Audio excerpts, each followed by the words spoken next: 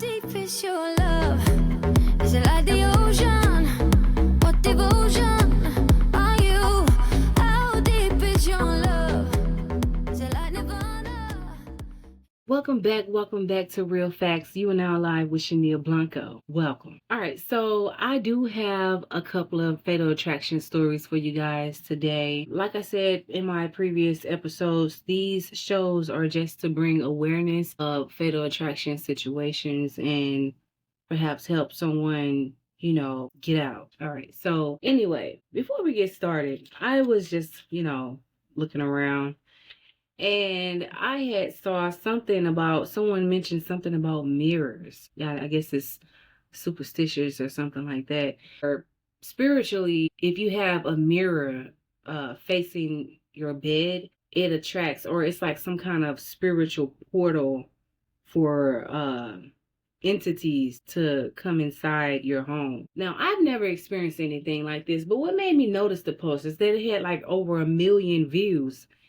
And I'm like, okay, let me, because I'm nosy anyway. So I say, let me see what's going on. But there was a lot of people saying that it's true or whatever. But I've never experienced anything like that. But I did kind of hear something about there was a spiritual thing with mirrors. I mean, I met all kind of people. I met people that didn't like dishes in their cabinets. I met people that just was like really clean freaks. People that, well, you know what? I'm not going to get onto that, but I'm just saying that there are a lot of assumptions out here. So I just wanted to say on that note, if you think that your house is haunted or you think there are spirits or entities entering your home through mirrors, then you need to go get you some holy oil and anoint your house and plead the blood of Jesus against whatever it is that you think could be coming inside, disturbing your peace or whatever, any kind of negative energy. Not burning sage. Now, people do believe in that burning sage stuff, but to be honest with you, I don't know anything about it, so I wouldn't recommend it. All right. Just go with the whole tradition of the old school way, pray, in Jesus' name, and we're going to get rid of these spirits together. Okay? Anyway, also I wanted to mention, I've noticed that it's a lot of negative talk on social media, mainly X, which was Twitter at first, but of course, Elon changed the name to X. But there's a lot of negativity on social media where people are just, belittling people, talking about people. I mean, like they didn't have any kind of flaws themselves. Like they didn't have anything going on in their life before. A lot of people tend to not talk about or speak on their dark moments. I guess fear of judgment, which is the same thing that they're giving to others to make them feel bad about themselves when they was just in some particular dark situation, as far as like a lady that was overweight before and she lost weight, and even though she lost weight, she still has this that lingering meat hanging that's not really, I don't know. That I guess have you ever saw, if you guys know what I'm talking about, the people that lost a lot of weight, they used to be, I don't know, 500 pounds and or bigger, and they lost a lot of weight and they still have this lingering hanging meat in certain places, or have the nerve to put their mouths on other people. I don't like it when people talk about other people like that. I just don't like it. I mean, hey, so what? This girl used to do XYZ, or he used to do XYZ. Okay, that's okay. All right. So, but who are they today? Who are they? So who are they today? Like, what are they doing now? Is the question. So what are you doing now with yourself? All right. Anyway, we're not going to get off into that because this is not what this show is about. All right. So anyway, so let's hop over to these crazy stories, fatal attraction stories, which is really crazy. So, my first topic is going to be about Melissa Dome Hill. I believe that's how you pronounce her name. She broke up with her ex-boyfriend or whatever 3 months before. I guess he wanted clarity. He wanted to get one last hug from her. So in the middle of him, or in the middle of her giving him this hug, he reaches in his pocket and pulls out a switchblade. And he starts stabbing her. He stabbed her in the shoulder, in the face, and I believe he stabbed her in her neck or something like that in another place. And so he kept repeatedly stabbing her, and she's fighting him off. At this point, she realizes she's fighting for her life. So somehow, I guess the switchblade got out of his hand, and he pulls out an even larger knife, stabbed her over 29 times. He almost killed her. Luckily, there was like some teenagers nearby in a park. They came over, and one of the kids were on the phone with 911 the entire time, and one of the a couple of other kids or something fighting off the guy trying to get him off the lady or whatever. But she survived. She survived. She ended up in surgery, of course, trauma. I think it's trauma surgeons. They did the work on her. They was working on her for like 5 hours. They said that she had flatlined like 4 times, and she had a stroke or whatever. She almost didn't make it. So when she came out of the situation of the surgery and everything, and came out of the coma or whatever it was, she was just so grateful that she had made it out alive. So now she's going around, encouraging other people that are in domestic violence relationships to get out while you can, and don't go back. Don't double back around. Don't ever double back. You left for a reason, all right? For those of you that may have, experienced something like this or going through something like this, I don't care how much you love a person.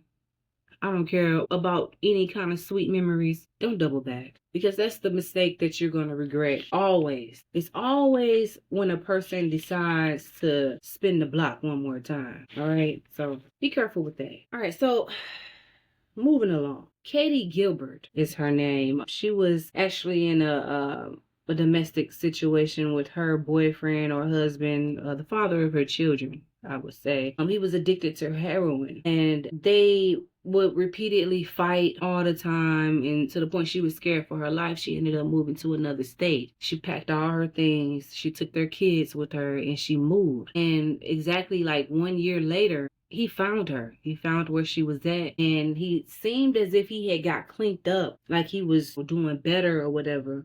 The reason why she thought he was doing better is because he was working. He was attending these, these drug classes or whatever. And he just seemed like he was on the right track at first. So apparently he had started back using heroin or whatever. And he ended up finding some money that she had stashed away for an emergency. And they had a big fight about the situation. He punched her in the face, knocked her out cold on the floor. And while she was knocked out laying on the floor, he got a shotgun and shot her on the side of her face, and she almost didn't make it.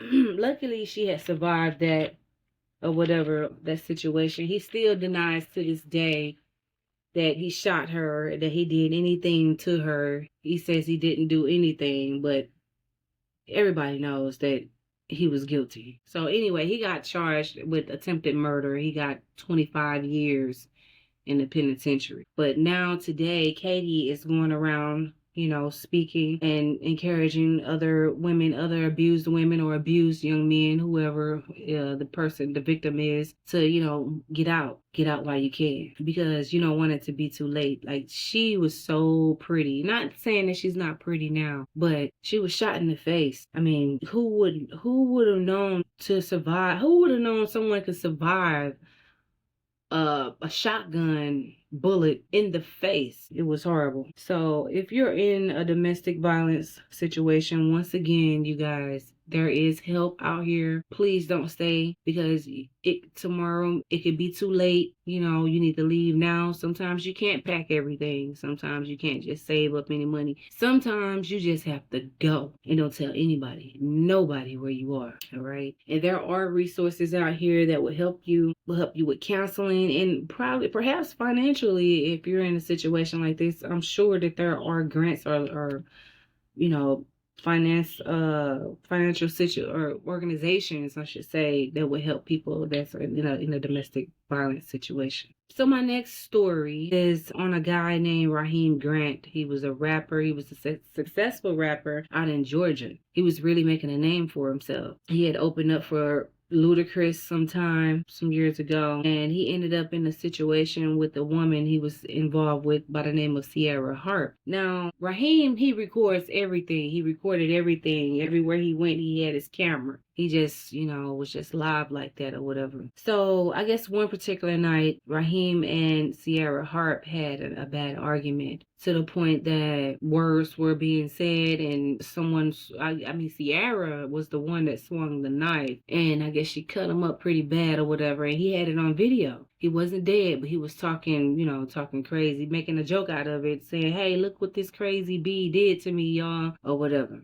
So he had that on recording, but I guess Sierra realized that he was recording them or whatever, and she was like, really? Really? And I guess that's when the craziness really got worse, or it escalated. So she shot him. She shot him 3 times. The cops said that she shot him 2 times in the back and 1 time in the back of the head. And then she ran out the door to her neighbor's house, which the neighbor was downstairs, and of course they heard the chaos, the arguments and everything. But she ran to the neighbor's house as if she was the victim. She ran there with a lot of blood all over her child in her hand, and she was just screaming, and she couldn't really make out what she was saying. All she knew is that she was bleeding pretty heavily, so the neighbor had locked the door behind her or whatever till the police came. So when the police came, they questioned her, of course, then they went to the scene of the situation, and they found Raheem laying on the floor. Part of his body was in the bathroom and part of his body was in the hallway or whatever.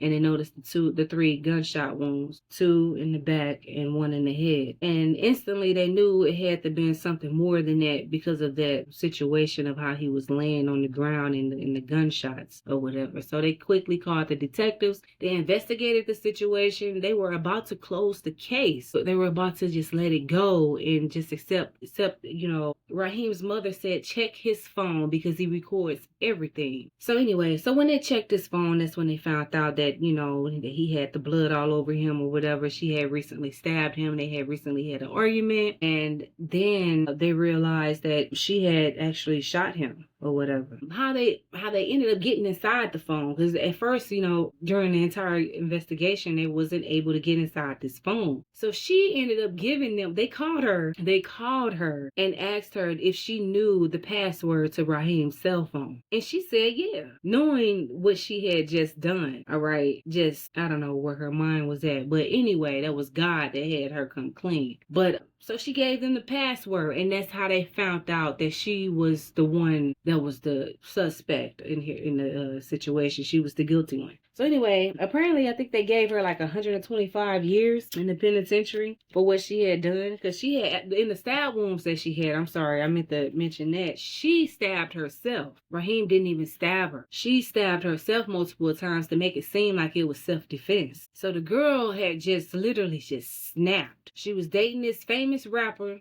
Well, about to be famous. He was hood rich, is what they call it, or whatever. He was well known in his city. And so she was dating him or whatever, I guess for some clout. She wanted to be famous or whatever. But I guess the disrespect was getting a little too loud for her. And so she snapped and took this man's life when all she had to do was just leave, walk out of the situation. The crazy thing about those situations is that the detachment thing. People have a hard time detaching from a situation, and that's why things escalate. Instead of sitting around for the argument, that this person is disrespectful. That this person is possibly cheating on you. Okay, all of this. Why continue to stay? Why can't you just let him be with somebody else or let her be with somebody else if you're not happy? Why take their life? I mean, it doesn't make sense. Like I said before in one of my shows, it's 1 billion people in this world. You don't have to crash out over one. There's more to life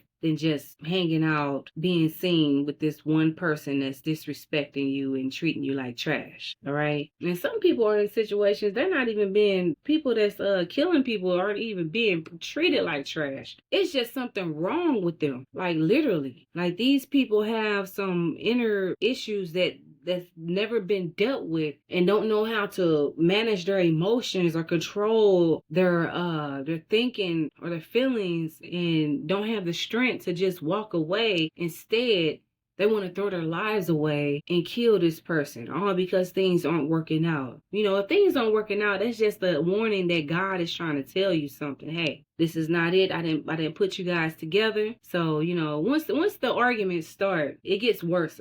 The arguments get louder. and louder, and then it becomes silent, and then it becomes deadly. All right, it can become domestic, and then it becomes deadly. So you got to pay attention to the warning signs. Of course, you can never tell if somebody is a murderer or not. You wouldn't be able to just walk down the street and say, or meet somebody and say, oh, no, you might be a killer. You can't just really assume that about somebody. But there are signs in a relationship where people would, the first sign is control. A person is trying to control you, or, belittle you to make you feel like you're nothing. Try to lower your confidence, try to stop you from loving yourself, believing in yourself. They work on your mental first. And then once they couldn't master that, then they start putting their hands on you. They start hitting you like you're a child, to make you mind, to make you obey. To make you do the right thing for them. And a lot of people, for some reason, they are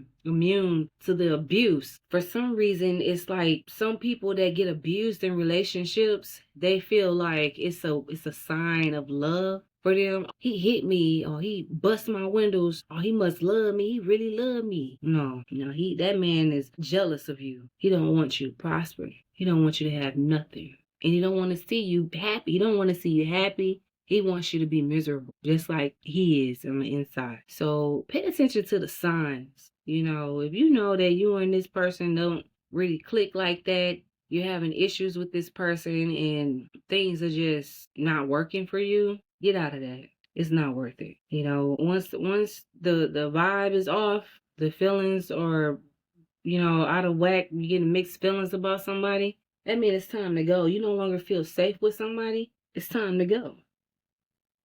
All right? So make sure you guys learn detachment. Your life depends on it. Your life depends on it.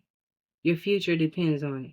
All right, you guys? So anyway, that was all I had for you guys tonight. I will see you guys next week, same time, 11 p.m. Central Standard Time. And again, I will leave a link or some information of domestic violence crisis facilities that you guys can call for those of you that are in that particular situation. There is help.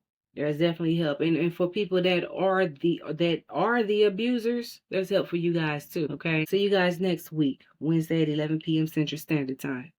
Thank you.